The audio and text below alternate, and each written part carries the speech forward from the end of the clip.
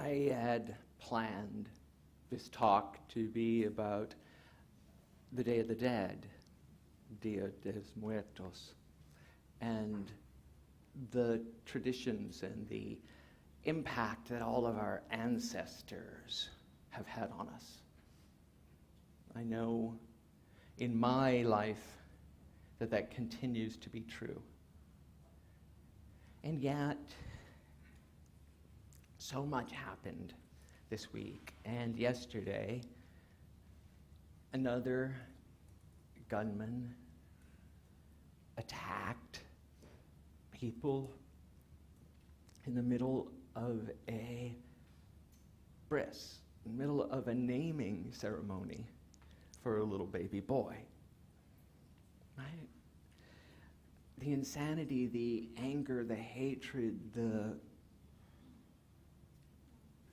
vitriol that it takes to do something like that is just unfathomable to me, yet it happens over and over and over again. Again, last night, there were people gathered holding candlelight vigils for the victims. And this is not the first time I've gotten up and talked about this. This is not the first time for any of us that we've had to face this. Just in our country alone, this last year we had the church shooting in Texas, and the year before was the one in Charlotte.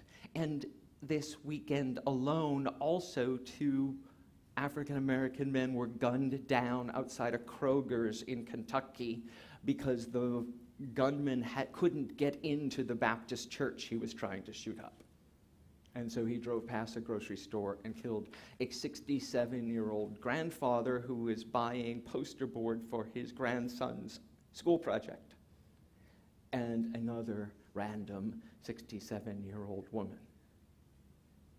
And it goes on, and we can light candles, and we can pray, and we should, and we do. And yet, it is impossible not to recognize that hatred, anti-Semitic hatred in this country and in this world is prevalent, historic, and talk about ancestors, but the ancestors of the millions and millions of Jews slaughtered in the Holocaust and around the world have an impact on us today, have an impact on our lives to this moment. And how do we hold this? How do we hold all this where it has become commonplace and so easy to lash out on our phones and in our social media and in print, and there seems to be absolutely no repercussion. There seems to be no repercussion for words of violence and hatred and otherness, and that there seems to be infinite reward for cleaving groups to find advantage, to find a position of power, and then to keep it. I spoke to you a couple weeks ago about how I feel like there's really time for us to make a shift and to reclaim moral authority, right? And so what do I mean by that? Moral is defined as concerned with the principles of right or wrong behavior and the goodness of badness of human character. Right? Simple definition. And you might say, oh wait, but don't we teach here in unity? Don't we teach that we are all good, we are all divine? Jennifer just sang it up here. We are divine inside, right? And it's true. But character is something that we take on, like a character. It is something that we learn, right? So when we're talking about the badness of human character, it is something that we have superimposed on our being. If you look at the babies of this world, the children, the true innocents, they don't have badness as part of their innate being. They just have needs. And sometimes when our needs are not met or fulfilled, we develop ways, behaviors, characteristics to get them met. And then we keep doing it over and over and over again till it becomes detrimental and we can't even see the detriment. The man in Florida who sent pipe bombs across the country, the shooter at the synagogue in Pittsburgh, believed in what they were doing. Believed very strongly that they were doing the right thing. And how do we hold this against what we consider to be the value of human life? It is perfectly valid to have our opinions, to have our positions, and to stake them out. As a moral being, it is not okay to belittle and ridicule and subjugate anyone else because of your beliefs. It is not okay for any of us to subjugate or to belittle or to put down or to think less than someone because they don't hold the same political views as you, because they vote differently than you, because they belong to another race. But we all belong to the human race, and yet we have subdivided humanity into all these little compartments. And then when we do, when we find it valuable to call ourselves a gay American, a transgender American, a Latina American, a transplanted American, a proud American, we find it ways to make everyone else wrong or bad or evil. And this is our principle, that we are all divine. So we're right back full circle. We're all divine. Even the people we violently and vehemently disagree with, they're divine too. And if we can choose the high road, once again, it may not reap us rewards. There is no instant gratification in loving those who don't love you back, right? It feels awkward and painful and difficult. But if we are constantly just going for the instant gratification of winning this battle, winning this fight, winning this election, we lose sight of the moral principle that we are all here to elevate the human race. We are here to show our divinity, our light, and to be that light for others, to create a level playing field for all people to succeed. No, that is not Democrat or Republican, that is not left-wing or right-wing, that is what we are called for spiritually, for seeing and fostering each other. Period. My good does not come at anyone else's expense. That is a unity principle. I am deserving. I am worthy. I am entitled to the inheritance of the abundance of the universe. But I do not rob it from you. There is an infinite supply of good in the world. My good is mine, and no one can take it from me. That's a unity truth. But to blame others and to try and limit their good serves no one. No one. The other definition that I found of moral is holding or manifesting high principles for proper conduct. Right? So again, we are called here to hold higher ways of being in the face of evil. To stand in front of it and say, now this is not being a doormat, saying this will not stand. Calling people evil because they don't agree with you will not stand in this world. I will not have it.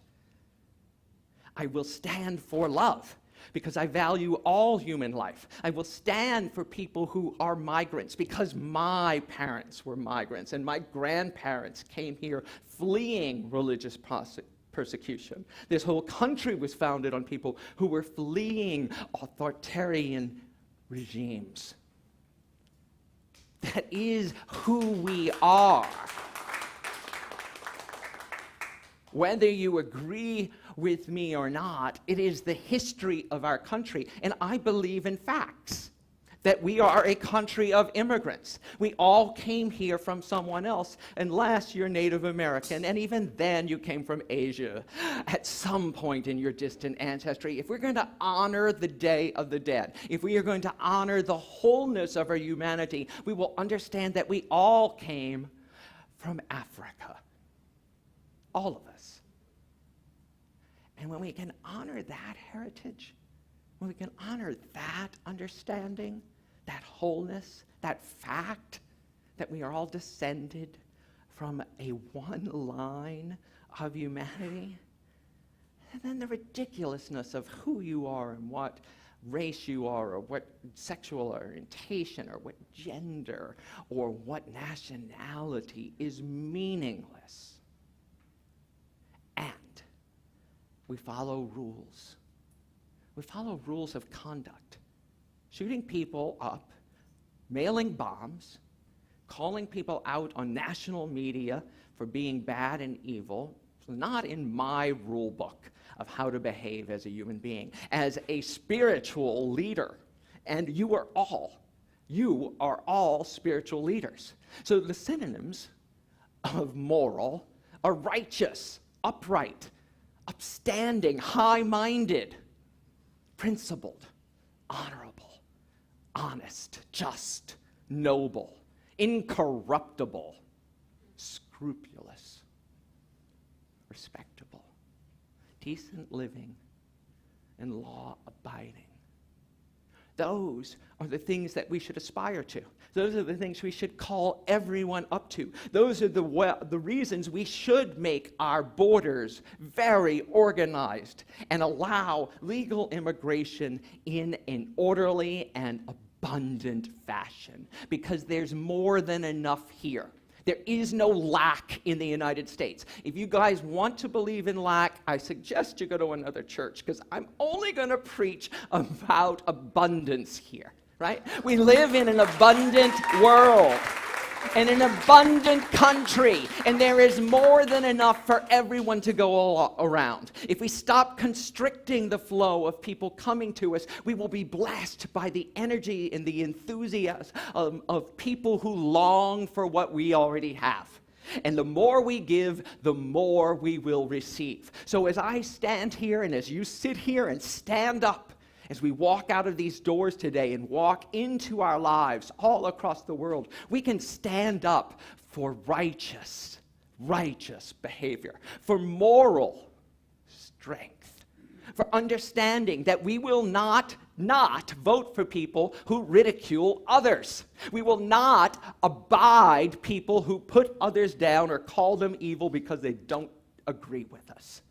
When we take our rights back to be the champions of truth, of honesty, of clean living and law-abiding, because we are spiritual people, then we shift the equation. I am a spiritual being having a human experience. You are all spiritual beings, and your human experience demands that you step forward fully in your spirituality, saying that everyone deserves a meal. Everyone deserves a chance to succeed. And yes, we call them up too as we give them a meal, as we hand them shelter so they're not out in the cold. It's unimaginable in this city, with all the wealth that we have, that people live in tents. Unimaginable. And they're sent here, or they come here because of our weather. Who could blame them, right? This is a gorgeous place. It's a gorgeous place on this sunshiny October day. Yes, and my heart aches for a righteous solution, for a whole and just accounting of our values. And I'm no longer willing to be complicit in talking about it's all good. It's all good here, and it is all good. But I'll take that applause, because I will not stand here and pretend that there are things that don't need fixing. There are tons of things that need fixing. I think everyone on the planet will agree with that, right? There are things that we need to fix, right? Right. The world is not working as it could. So how do we step up and do that? How do we make that difference? Very interestingly, as I was reading all the reports of the violence of this week and the hate of this week, I also got an article that was fascinating. It came across my desk. Oh, well, I'll just skip forward to it. It said, kindness is contagious. Right? It said, there's a new study that actually proves it. And the story they told was really fascinating. This gentleman was in line at some bakery in some city here in the United States, and it's like the one on our corner here where they sell cronuts, and you have to get there early to get all the cronuts before they roll out. So he's in line, and he's waiting for scones. They make the best scones at this bakery. And he's waiting, and he sees the huge pile of scones getting smaller and smaller and smaller, and the woman right in front of him is at the counter, and there's one scone left in the case, one scone, and that woman orders a croissant. So, right? And he gets up to order his scone, and the guy behind him said, wait, that's my scone. And he was behind him in line. Our guy had been waiting there longer than the guy a couple rows back. But that gentleman at that moment turned around and said, you want to split it? And he said, yeah. And he ordered another pastry, and the two of them sat down at a table and split the scone and the other pastry, and they shared it. Now, they shared nothing in common. They were not of the same race. They were not of the same generation. They didn't do the same education. They didn't have the same job. They didn't have the same political views, but they both loved the scone. So they had something in common, a place to start, and that act of kindness spreads. Right? That act of kindness is one thing that can never be taken away. Good given in the world is never lost. It always comes back. It always comes back. Maybe not from where you gave it, but it comes back to you, right? And this also came across, I'm going to go back this way. This also came across my phone. It's from the Talmud, especially after the horrific shooting in the synagogue. Do not be daunted by the enormity of the world's grief. Do justly now, right now, today. Love mercy now. Can we pray and actively seek mercy for those shooters? Think about how difficult a spiritual task that is. Can we forgive? Walk humbly now. Humbly meaning that you don't have to shrink from the role, the job you have, but to understand that the person you might interact with or confront is also divine. Is also seeking their truth. And in that humility, we know that somewhere in between, when we split the scone, when we share the experience, lies wholeness, lies the real definition of oneness. And you're not obligated to complete this work. How many of us have stopped? I know I have, because it's too overwhelming. I can't feed all the homeless. I can't take care of all the problems of the world. I cannot fix American politics. And you don't have to. But you're not free to abandon the effort. I love that line. Doesn't mean that you have to be able to get to the result you wish in this lifetime. Jesus didn't see the results he wanted in his lifetime, did he? No. But the principles that were taught by Jesus about love your neighbor as yourself, about to give to everyone who asks, those principles are still valid and resonating and being called forth right here and right now. So it is our job. It is our job to show compassion. It is our job to give kindness. It is our job to know that more darkness will not drive out the darkness in the world, that our anger will not replace their hate. Only love can do that. And as Jennifer sang, it's like only light can do that. Only light and love. But we're called to be fierce in this. We're called to be radically fierce in it. I mean, this week, for me, has been overwhelming in a great way, because it has shaken up my complacency, right? There, if you saw it, I put it on my Facebook page, and I encourage you all to go look at it or get the New York Times. There is a photo essay of the war in Somalia and what it is doing to children. The starvation of millions of people. And looking at these pictures, I warn you, is horrific. I couldn't put them on the slide deck. But they are important that we not turn away. That people are being systematically starved in this country, in this world, and with cooperation of us by not saying anything, by not saying this is wrong and it must end. So I encourage you to go to my Facebook page or go to the New York Times and look at this article and share it. To look at what it means and to find an agency or a way of giving to make a difference, because it's the only thing that matters. Kindness given in the world is always returned. Is always returned. We need more love. We need more hate. And I know there's no lack. Okay? So as we breathe into that once again, realize that you have everything you need. Right? You have everything you need to make a difference. You have all the love that you need. All the compassion already exists within you.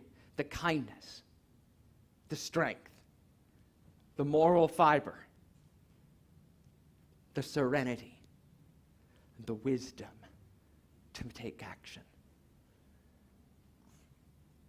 And it is more difficult than the first image of kindness I showed you, because making that kind of loving expression sometimes makes us have to reach out to people who we don't know, who look different than us, who we might sometimes call the other, and takes us out of our comfort zone. To go to the places where we don't feel as safe and still stand in our wholeness.